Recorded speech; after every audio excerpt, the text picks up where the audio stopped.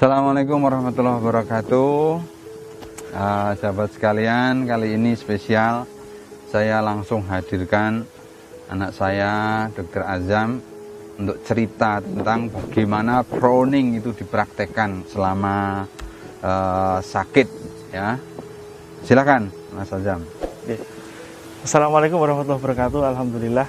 Jadi ketika kita mengalami sesak nafas COVID itu sensasinya seperti kita masuk ke dalam kolam renang yang airnya itu segini, kemudian kita sulit bernafas gitu ya. Jadi nafas itu rasanya berat ya gitu. Nah ternyata di dalam alveolus kita terdapat banyak lendir yang kita keluarkan lewat proning. Nah ketika saya mengalami rasa sesek itu, alhamdulillah diajarkan cara proning. Ada dua cara. Yang pertama dengan tidur secara tengkurap.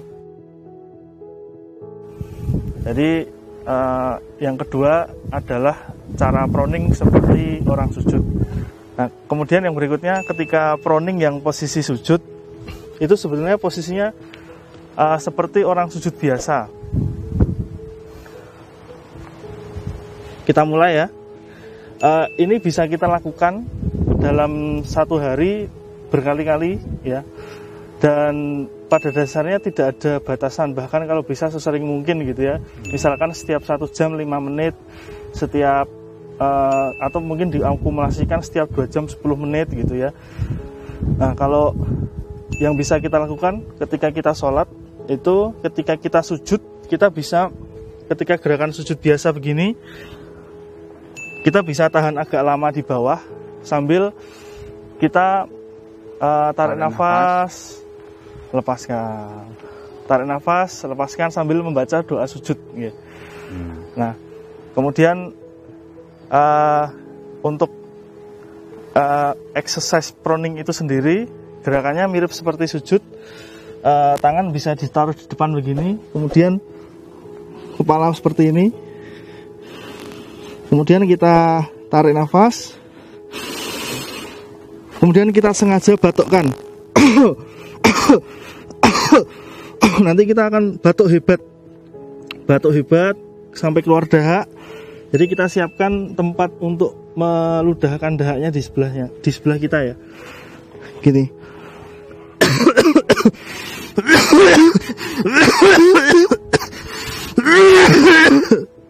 Masya Allah. Kemudian kita ludahkan. Jangan lupa tetap pakai masker ya ketika proning ya. Kemudian lagi kita lakukan seperti ini terus.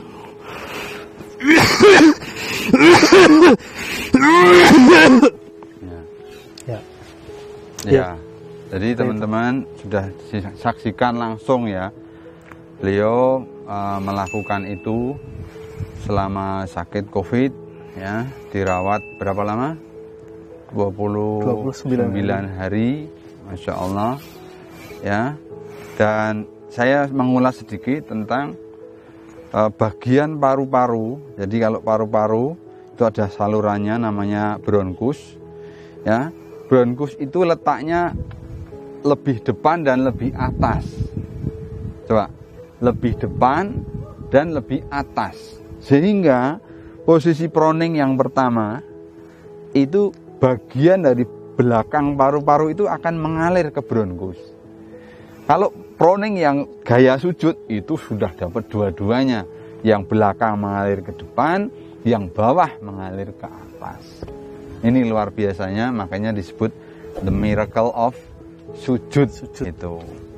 Terus begini Mas Azam, ada yang bertanya, Dok, gimana kalau mempraktekkan proning kok dahaknya itu merah kayak berdarah, itu gimana? Mungkin pengalaman Mas Azam. Kalau pengalaman saya memang awalnya dahak itu akan warnanya kemerahan, ada bercak darahnya bahkan, karena mungkin di dalam nasofaring atau saluran pernafasan kita memang ada sedikit luka-luka ya. Jadi itu wajar saja, nggak masalah dilanjutkan. Dan dahaknya awal-awalnya warnanya tuh kayak coklat, kayak susu coklat gitu. Kemudian lama-lama dahak akan berkurang, warnanya semakin jernih, hingga lama-lama tidak keluar dahak. Tetap batuk tapi tidak keluar dahak. Ya, begitu teman-teman. Bahkan ini nanti saya cerita di episode berikutnya. Di Italia itu para dokter melakukan otopsi terhadap korban COVID. Dan itu memang menemukan fakta bahwa yang terjadi itu bukan gelembung parunya yang kolaps seperti yang diduga sebelumnya. Gelembung parunya tetap mengembang, tapi pembuluh kapiler, pembuluh darah rambut yang kecil-kecil yang di sekitar gelembung paru ini yang mengalami sumbatan berupa gumpalan darah. Jadi saya kira benar kalau di awal-awal lendir itu akan kemerahan, ya, karena terjadi lisis daripada emboli-emboli ini yang kemudian memberi staining namanya, imbibisi kepada darah yang berwarna kemerahan. Jadi tetap diteruskan, nanti lama-lama menjadi jernih gitu ya, jernih. Dan awalnya pekat, lekat gitu, lama-lama jadi encer gitu ya. Demikian teman-teman.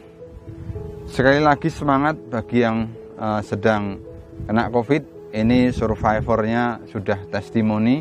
Terus latihan dengan Browning. Terima kasih. Assalamualaikum warahmatullahi wabarakatuh. Waalaikumsalam.